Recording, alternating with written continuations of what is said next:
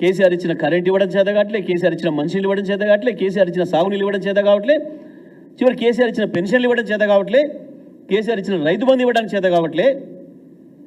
అయినా ఇంకా ఏదో చెత్తవాగుడు సొలువాగుడు వాగుతున్నారు. ఇంకా కేసీఆర్ని తిట్టి బతుకుతాం అనుకుంటున్నారు. ప్రజలు సిద్ధంగా ఉన్నారు. ఒక్కసారి గ్రామ సభలు పెడితేనే చెప్పిరు మీకు ఏందో. మళ్ళీ పెడదాం, పెట్టు, దీని మీద పెడదాం. ఎస్ఆర్ఎస్పి నీళ్ళ మీద, కాళేశ్వరం నీళ్ళ, ఎస్ఆర్ఎస్పి నీళ్ళ పెడదాం. దాని మీద పెట్టు, గ్రామ సభలు దమ్ముంటే.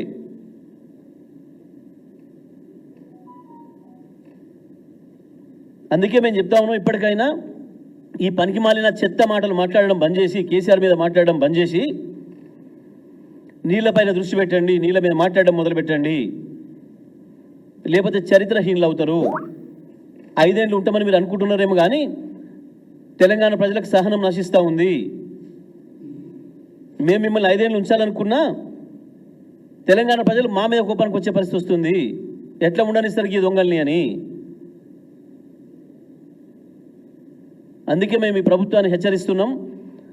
వెంటనే కృష్ణా గోదావరి నదులకు సంబంధించి ప్రజలకు నీళ్ళు ఇవ్వాల్సిన అవసరం ఏదైతే ఉందో, ఇవాళ రైతులకు మంచినీటి అవసరాల కొరకు ఏదైతే కాపాడుకోవాల్సిన అవసరం ఉందో తక్షణమే స్పందించాలి ఈ ప్రభుత్వం.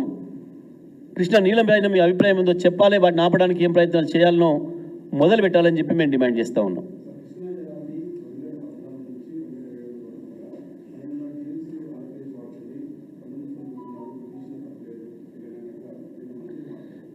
కొంచెం బుద్ధి ఉండాలి కదా మాట్లాడేటప్పుడు. 9 ఏళ్లలో మహబూబ్నగర్ జిల్లా, నల్గొండ జిల్లాలో సాగు పెరిగిందా తగ్గిందా? ఖమ్మం జిల్లాలో సాగు పెరిగిందా తగ్గిందా? పైగా వరుసగా నాగార్జున సాగర్ పుట్టిన కానుంచి నాగార్జున సాగర్ చరిత్రలో మొదటిసారిగా వరుసగా 17 పంటలకు నీళ్ళు ఇచ్చినాం. ఛాలెంజ్ చేస్తున్నాం, చలో రికార్డు ఉంది. మీ ముఖాలకు ఎప్పుడన్నా ఇచ్చిందా? 1965 నుంచి నాగార్జున సాగర్ నీళ్ళు ఇవ్వడం మొదలైంది. 63లో కొంచెం ప్రారంభమై 65 నుంచి పూర్తి స్థాయిలో నీళ్ళు ఇచ్చిండ్రు. కనీసం చివరి భూములకు నీళ్ళు ఇవ్వలే. మొట్టమొదటి తూము రాజవరం మేజర్, చివరి గ్రామానికి రాజవరమే ఎన్నడూ నీళ్ళు చూడలే మీ నాయకత్వంలో. కేసీఆర్ వచ్చిన తర్వాత కదా మేము ఎవడరా చివరి భూమి అన్నది, టెయిల్ ఎండర్స్ మేం కాదు, తోక చివరి గాళ్ళు మీరు, మొట్టమొదటిది మాది అని చెప్పి రాజవరం పొలాలకు నీళ్లు చూపించింది మేము మొట్టమొదలు. మా ముదిమాణిక్యం కావచ్చు, మా సూర్యపల్లి కావచ్చు, మా జాన్పాడు మేజర్ కావచ్చు, ప్రతి మేజర్, మా ముక్త్యాల బ్రాంచ్ కెనాల్ కావచ్చు, ప్రతి భూమి చివరి భూమికి నీళ్ళు ఇచ్చింది మేము మొట్టమొదటిసారి. నా కృష్ణా నీళ్ళను, మా హక్కున్న నీళ్ళను మేము తాగుతున్నామని చెప్పి తాగింది మా పొలాలు మొదటిసారి కేసీఆర్ వచ్చినాక. సోయిందా మీకేమన్నా ఎప్పుడన్నా? ఒకనాడు ఇచ్చిందా నీళ్ళు?